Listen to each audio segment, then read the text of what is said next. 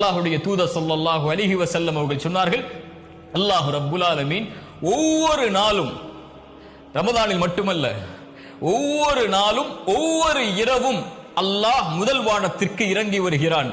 அந்த அடியார்களை பார்த்து கேட்கிறான், என்னிடத்திலே என்னை அழைப்பவர்கள் உண்டா? அந்த அழைப்பிற்கு நான் பதில் கொடுக்கிறேன்.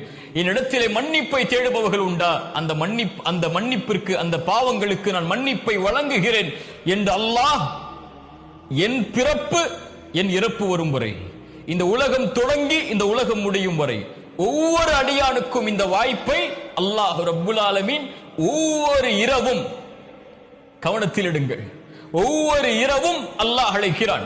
தேவைகளை கேட்பவர்கள் உண்டா? இதோ வழங்குகிறேன். மன்னிப்பை கேட்பவர்கள் உண்டா?